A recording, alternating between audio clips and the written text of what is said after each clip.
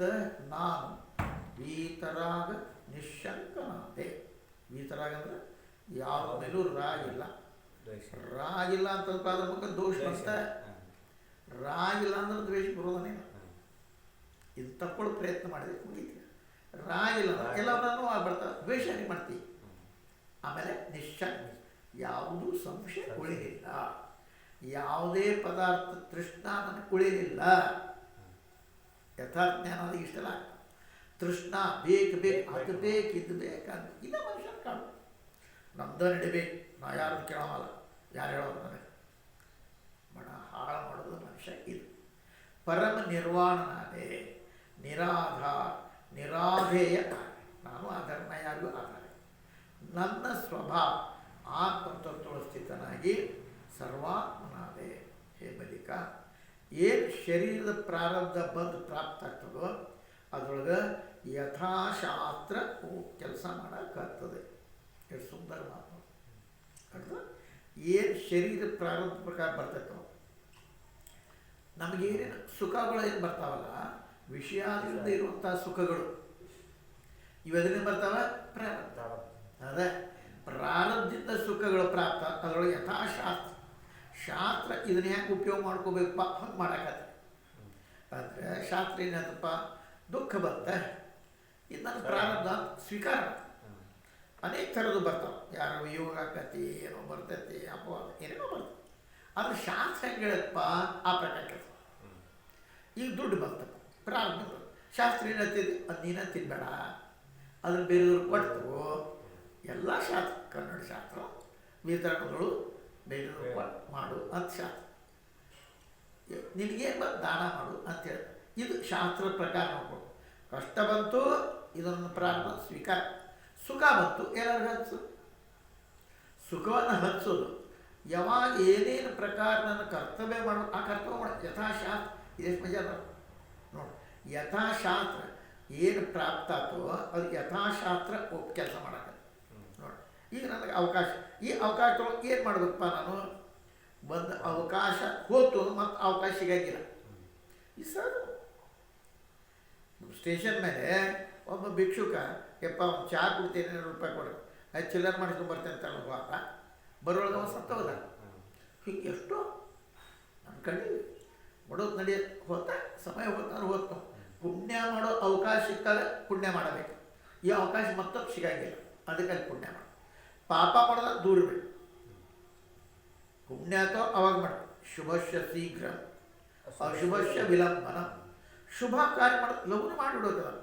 ಈ ಕೈಯಾಗಿಂದ ಈ ಕೈ ಕೊಡತಕ್ಕ ಯಾಕ್ರಿ ಎಡಗೈ ಕೊಟ್ಟ ತಮ್ಮ, ಎಡಗೈ ಬಲಗೈಗೆ ಹೋಗ್ತಕ್ಕ ಬುದ್ಧಿ ಭ್ರಮ ಬದಲಾದ್ರೆ ಏನು ಮಾಡ್ತೀವಿ, ಅದಕ್ಕೆ ಕೊಟ್ಟೆ ಇದಂತಲ್ಲ. ಹಂಗೆ ಕೊಡೋದು. ತಪ್ಪಾತು ಅಂದರೆ ಯಾವುದರ ಅನಿಷ್ಟ ಅಂತಲ್ಲ. ಒಬ್ಬ ಋಷಿ ಭಾಳ ಸಿಟ್ಟಿನಾಗ ಇದ್ದಂತೆ, ಹೇಳ್ತೇನೋ ಮಾಡಿದ್ದಂತೆ.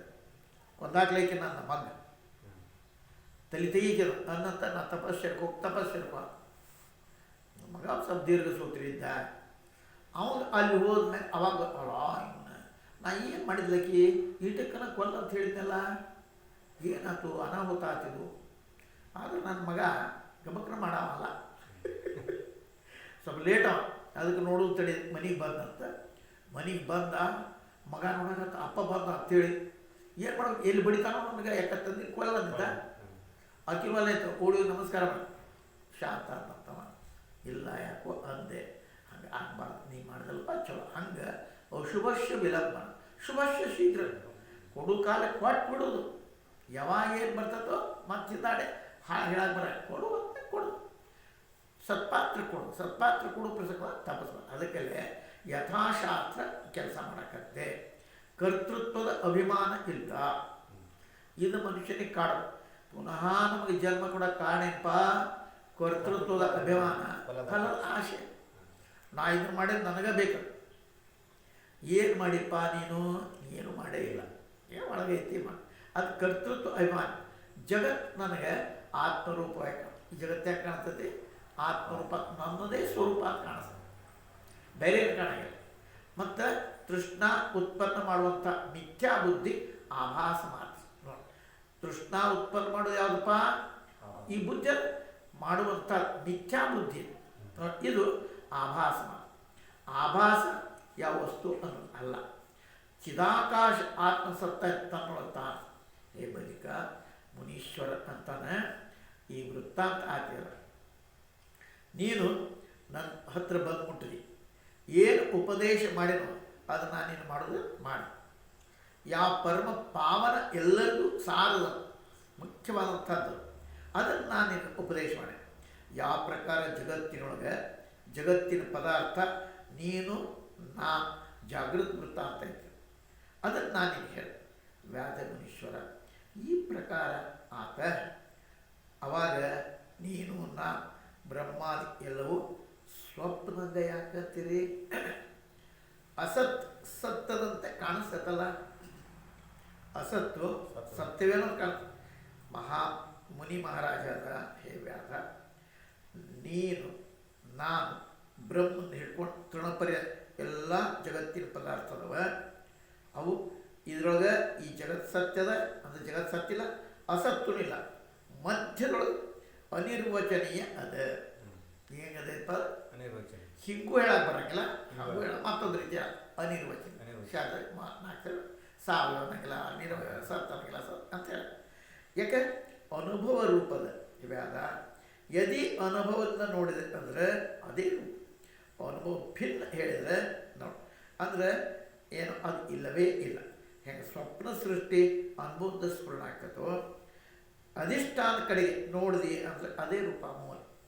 ಅದರಿಂದ ಇತರ ಹೇಳೋದ್ರೆ ಏನು ಇಲ್ಲವೇ ಇಲ್ಲ.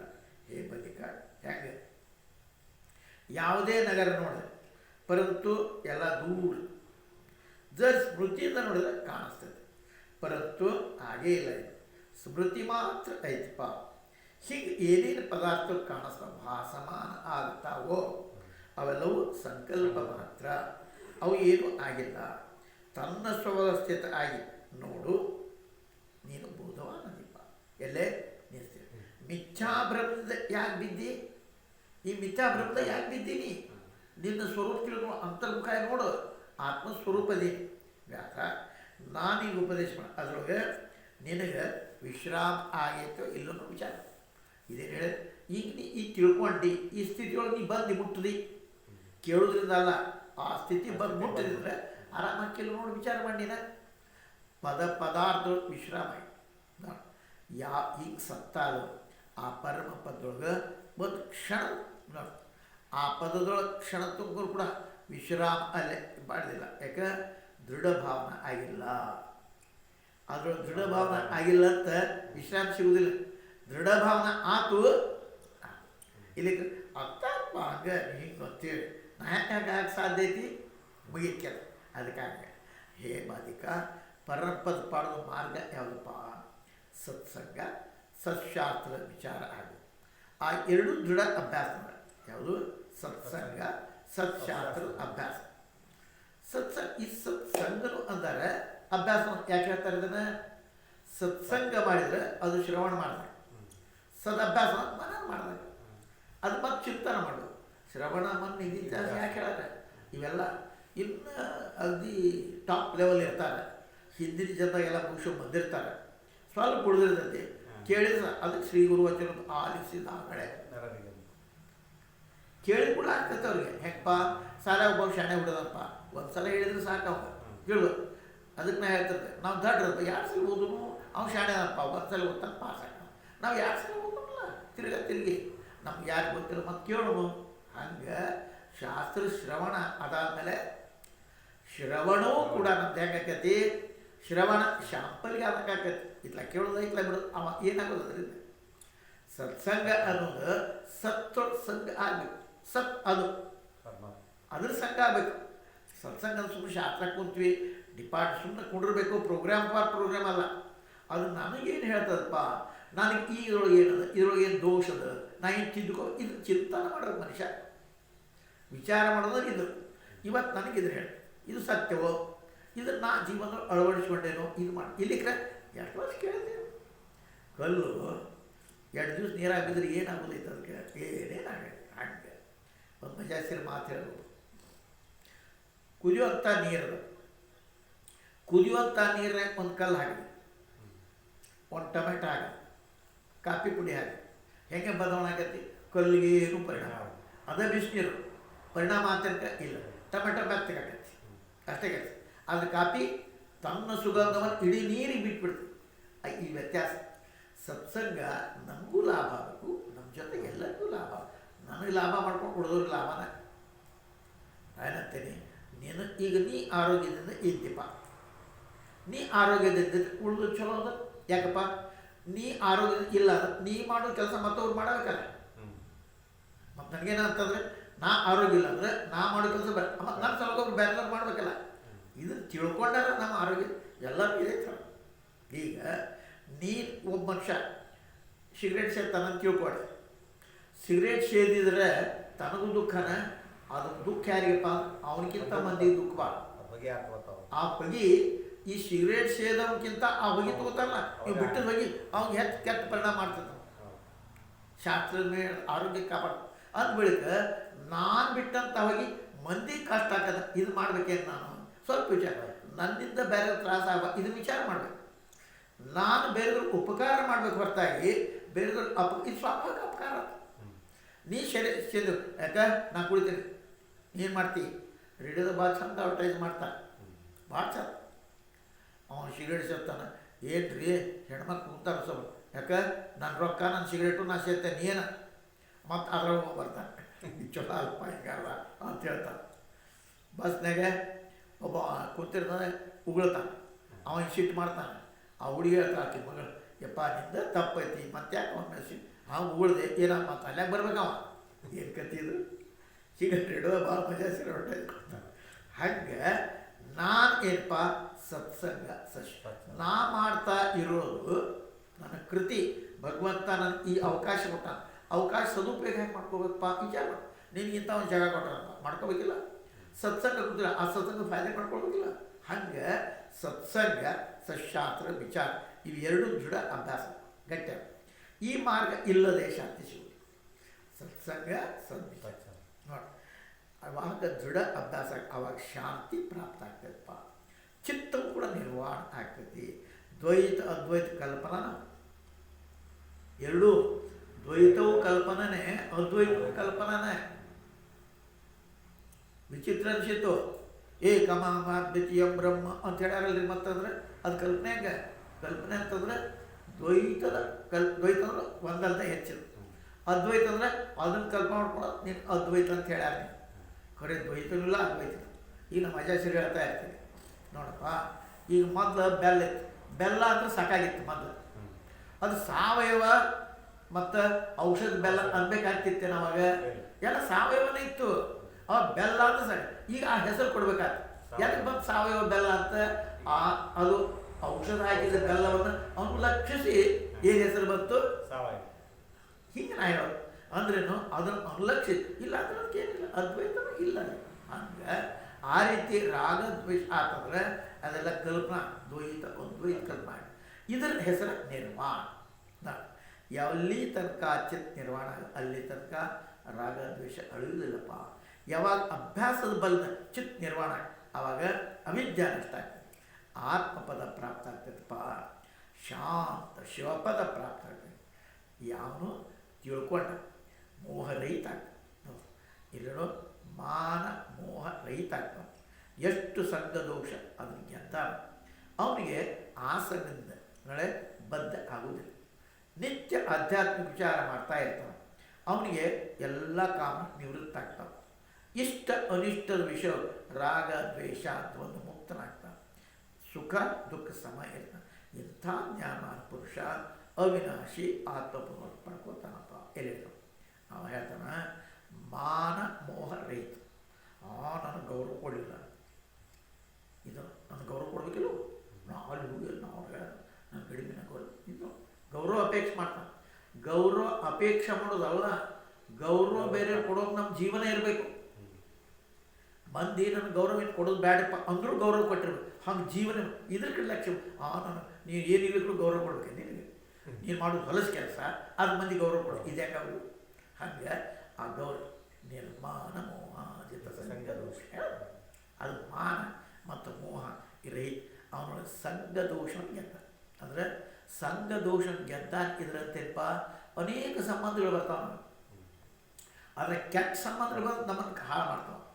ಆದರೆ ಅದ್ರ ಬಗ್ಗೆ ಚಿಂತನೆ ಮಾಡಿ ನಮಗೆ ಸಂಬಂಧ ಇಲ್ಲ ಅಂತ ಅಂತಂದ್ರೆ ಅದಕ್ಕೆ ರೋಗ ನಿರೋಧಕ ಶಕ್ತಿ ಅಂತ.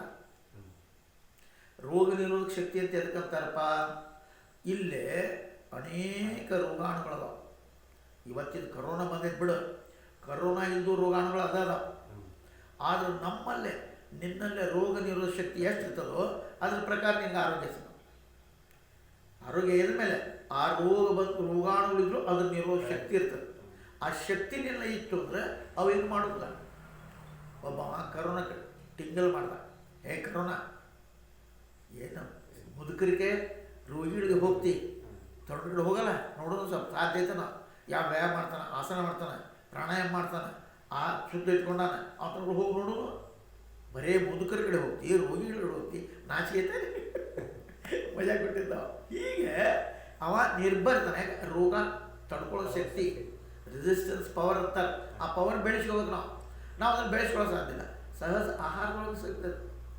ಈಗ ಇದಕ್ಕೆ ಹೇಳಿದ ಕರೋನಾ ಬಂದ ಕೂಡಲೇ ಏನಿಲ್ಲ, ಅದಕ್ಕಷ್ಟು ಇದ್ರ ಬಳ್ಳಿ, ಅಮೃತ ಬಳ್ಳಿ, ಆಮೇಲೆ ತುಳಸಿ ತಪ್ಪಲ ನಾಲ್ಕೆ, ಜೊತೆಗೆ ಶುಂಠಿ ಮೆಣಸು, ಇದು ಬೇಸಿಗೆ ಕುದಿಸಿ ಒಂದು 3 ತಕ್ಕ ಕುದಿಸಿ ಅದ್ರಾಗ ಬೆಲ್ಲ ಹಾಕಿ ಕುಡಿತೀನ. ಏನೇನಪ್ಪ ರೋಗ ನಮ್ಮ ದೇಶದೊಳಗೆ ಯಾಕೆ ಕರೋನಾ ಕಡಿಮೆ ಐತಿ, ಇದಾಗೈತೆ ಬಿಡೋದು. ಯಾಕೆ ಕಡಿಮೆ ಐತಿ ಅಂದ್ರೆ ಅಡುಗೆ ಮನೆಯಾಗಿ ನನ್ನ ಸಾಮಾನು ಅದಾವಲ್ಲ, ನಮ್ಮ ಜೀವನ ಇದೆಯಲ್ಲ, ಅವ್ರ ರೋಗ ನಿರೋಧಕ ಶಕ್ತಿ ಭಾಳ ಅದಾವ.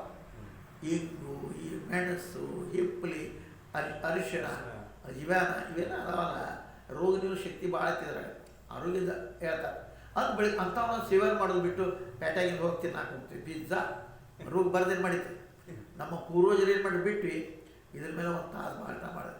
ನಮ್ಗೆ ರೋಗ ಕಡಿಮೆ ಆಯ್ತು. ಜಗತ್ತಿನ ಅವಾಗ ಜಗತ್ತಿನ ಪ್ರಮಾಣದೊಳಗೆ ಲೆಕ್ಕ ಹಾಕಿದ್ರೆ ನಮ್ಗೆ ಭಾಳ ಕಡಿಮೆ ಕೊಟ್ಟಿದೆ. ಯಾಕಂದ್ರೆ ನಾವು ನಮಸ್ಕಾರ ಹೀಗೆ ಮಾಡ್ತೀವಿ. ಅನೇಕ ನಮಸ್ಕಾರ ಮಾಡೋ ಪದ್ಧತಿ ಯಾಕಂದ್ರೆ ಗೊತ್ತೈತೆ ನನಗೆ. ಬೇರೆ ಬೇರೆ ನಮಸ್ಕಾರ ಪದ್ಧತಿನ ಒಂದು ಕ್ಲಾಸೇ ಇತ್ತು ನಮ್ಮದೆಲ್ಲ. ಬೇರೆಯವ್ರು ಮೂಗು ತಿಕ್ಕಾಡ್ತಾರೆ, ನಾಲಿಗೆ ಕೂಡಿಸ್ತಾರೆ, ಅಪ್ಪಿಗೋತಾರೆ, ಇವೆಲ್ಲ ಹೀಗೆ ಮಾಡೋದು. ಅದು ನಮ್ಮಲ್ಲಿ ಹಾಗಿಲ್ಲ ಪದ್ಧತಿ. ಸ್ವಾಮಿಗಳ ಪಾದ ಪಟ್ಟ ಉಳಿದವ್ರಿಗೆ ಮತ್ತು ಬಂದವ್ರಿಗೆ ಕಾಕ ಬಂದು ನೋಡಿ ಖಾಲಿ ನೀರು ಕೊಡು, ಬೆಲ್ಲ ನೀರು ಕೊಡು, ಇವೆಲ್ಲ ಅಂತೀವಲ್ಲ ನಾವು. ಕೈ ತಗೊಂಡಪ್ಪ ಊಟ ಮಾಡೋಣ ಅಂತೇಳಿ ಹಾಗೆ ಉಣ್ಸಕ್ಕೆ ಕೊಡ್ತೇವೆ. ನಮ್ಮಲ್ಲಿ ಕೈಕಾಲು ತಗೊಳ್ತೀವಿ, ಜಳಕ ಮಾಡ್ತಾನೆ, ದಿನ ಪೂಜೆ ಮಾಡ್ಕೋತಾನೆ, ಶುದ್ಧವಾದಂಥ ಭಸ್ಮ ಹಚ್ಕೋತಾನೆ. ಇವೆಲ್ಲವೂ ರೋಗ ನಿರೋಧಕ ಶಕ್ತಿನ ಅವಲಂಬನೆ. ಹಂಗೆ ಮನುಷ್ಯ ಏನು ಮಾಡ್ತಾನೆ, ಮಾನ ಮೋಹ ರಹಿತ ಆಗ್ತಾನೆ. ಸಂಘ ದೋಷ ಗೆದ್ದ. ಸಂಘ ದೋಷ ಇದು, ಸತ್ಸಂಗ ದೋಷ ಅಲ್ಲಿದು. ಇತರೆ ಸಂಘ ಬರ್ತಾನೆ ಅನ್ಕೊಂಡು ಅನೇಕ ಸಂಬಂಧ ಬರ್ತಾವಪ್ಪ. ಆ ಸಂಬಂಧ ಬಂದಾಗ ನಾವು ವಿಚಾರ ಮಾಡಬೇಕು. ಅನೇಕ ಕೆಟ್ಟ ಸಂಬಂಧಗಳು ನಮ್ಮ ಮೇಲೆ ಪರಿಣಾಮ ಭಾಳ ಮಾಡ್ತಾವೆ. ಕೆಟ್ಟ ಸಂಬಂಧ ಇರ್ತಾವಲ್ಲ ನಮಗೆ ಗೊತ್ತಾಗಿದೆ. ಯಾವ ಭಾಳ ದೊಡ್ಡ ಕಾರ್ ಇಟ್ಟಾನೆ, ನಮ್ಮ ಮನಸ್ಸು ಹಂಗೈತಿ. ನೋಡ ನಮ್ಗಿಂತ ಕಡಿಮೆ ಸಾವುಕಾರ ಕಾರ್ ಇಟ್ಟಾನ ನೋಡು, ನನಗೆ ಕಾರ್ ಯಾಕಬೇಕು ಅಂತ ವಿಚಾರ ಮಾಡೋಂಗಿಲ್ಲ. ಅವ ನಮ್ಗಿಂತ ಸಣ್ಣವ ಕಾರ್ ಇಟ್ಟಾನ. ಉಸ್ವಾನ ಮಗ ಸಣ್ಣ, ಅವ ಇನ್ನೂ ಸಣ್ಣವಿಲ್ಲ. ಅವ್ರ ಅಪ್ಪ ಕೇಳಿದ್ನಂತ, ಯಪ್ಪ ಸಂತೋಷದ ಆನಂದ, ಯಪ್ಪ ಅವ್ರು ಎಷ್ಟು ಅಂಗಡಿ ಅದಾವ? ಅವರು ಒಂದೇ ಇಪ್ಪ, ನಮ್ಮ 3. ಅವ್ರ ಹೊಲ ಎಷ್ಟು ಅದ? ಅವ್ರದ್ದೇನು ಹೊಲ ಇಲ್ಪ, ನಮ್ದು ಎಷ್ಟು ಹೊಲ? 20 ಎಕರೆ ಹೊಲ. ಈಗ ಕೇಳ್ಕೊಟ್ಟು ಹೋದ. ಕೇಳಿದ ಮೇಲೆ ಅವ್ರ ಮನೆಯಾಗ ಕಲರ್ ಟಿ ವಿ ಐತಿ, ಇಷ್ಟ ಅನ್ನೋ. ಅವ್ರ ಮನ್ಯಾಗ ಕಲರ್ ಟಿ ವಿ ಐತಿ, ಇಷ್ಟ ಅಂತ ಮುಗಿಸ್ತಾವ.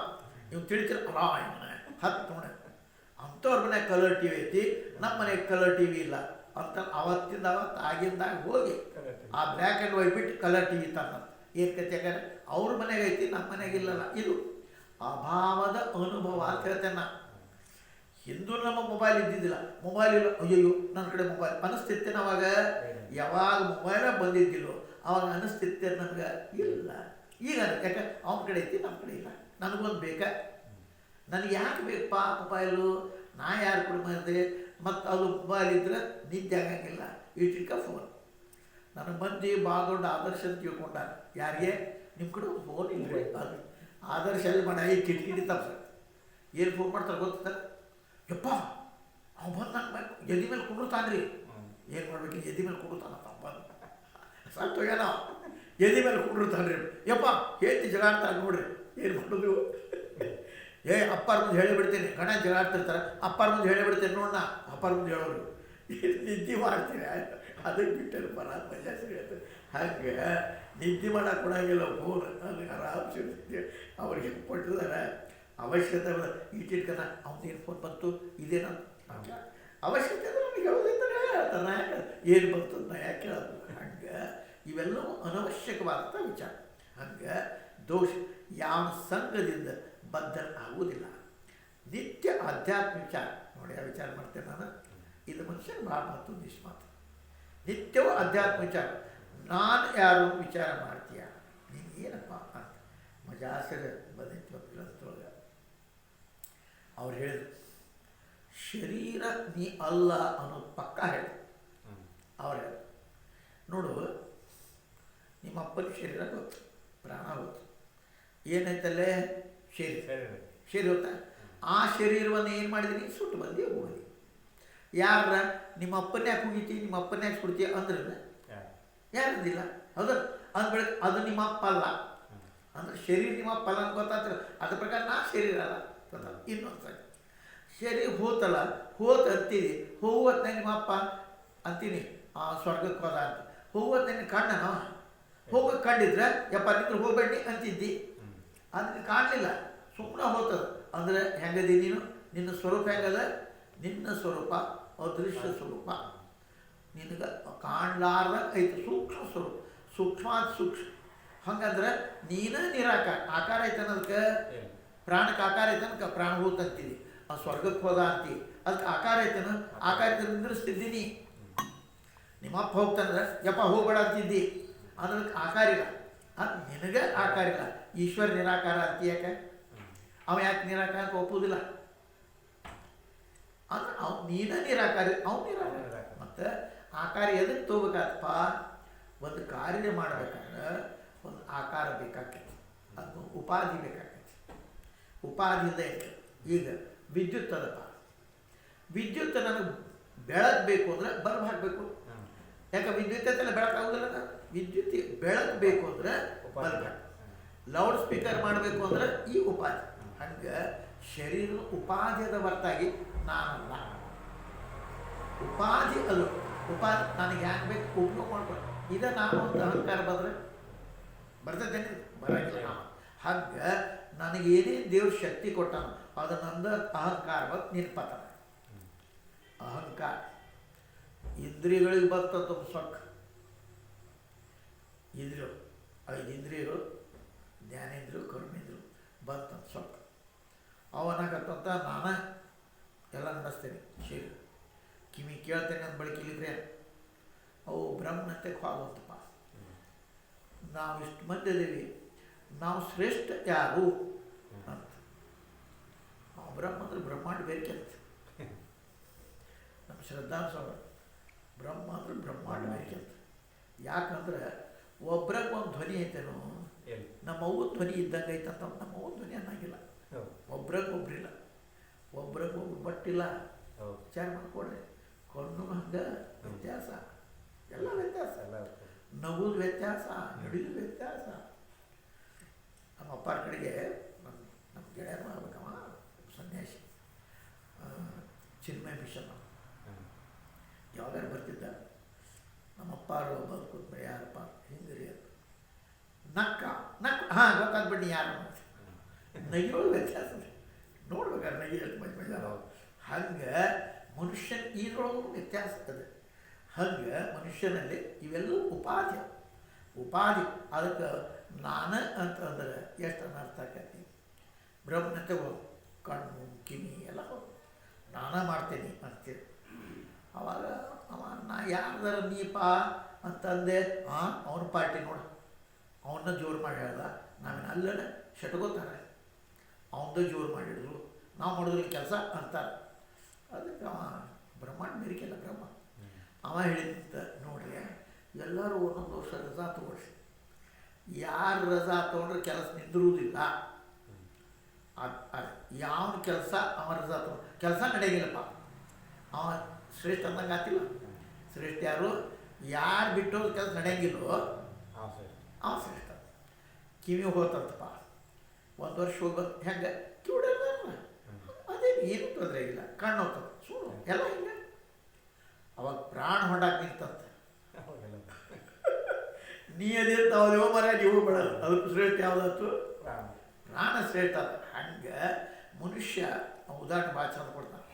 ಮನೆಯೊಳಗೆ ಪ್ರತಿಯೊಬ್ಬ ನಾನು ಮಾಡ್ತೀನಿ ಕೆಲಸ ಅಂತ ಅದು ಮನೆ ಹೆಂಗಿರ್ತಪ್ಪ, ಒಬ್ಬ ವೃದ್ಧ ಮನೆ ಹಿರಿಯ ಇರ್ತಾನೆ, ಅವನ ತಪಶ್ಚರ್ಯದ ಬಲ, ಅವನ ವಾತಾವರಣ ಬಲ ಎಲ್ಲ ಇರ್ತೈತಿ. ಇವನ್ ನಾ ಮಾಡಿದ ಅರ್ಥ ಇವನಿಂದ ಇರೋಂಗಿಲ್ಲ, ಅದು ಬಲ ಇರ್ತೈತಿ. ಅದನ್ನ ಅರ್ಥ ಮಾಡ್ಕೋಬೇಕು ನಾವು, ನನ್ನಿಂದ ನಡೀತೈತೆ ಅನ್ನೋದಲ್ಲ. ಹಂಗೆ ರಾಗ ದ್ವೇಷ ದ್ವಂದ್ವ ಮುಕ್ತದೇನಪ್ಪ, ಸುಖ ದುಃಖ ಸುಖ. ಇಂಥ ಜ್ಞಾನ ಪುರುಷ ಅವಿನಾಶಿ ಆತ್ಮವನ್ನು ಪ್ರಾಪ್ತ ಮಾಡ್ಕೋತಾನೆ ಅಂತ ಹೇಳ್ತಾರೆ. ಇನ್ನು ಭವಿಷ್ಯತ್ ಕಥಾ ವರ್ಣನೆ ಮಾಡ್ತಾರೆ. ಸ್ವಲ್ಪ ದೊಡ್ಡದಾಯ್ತದು.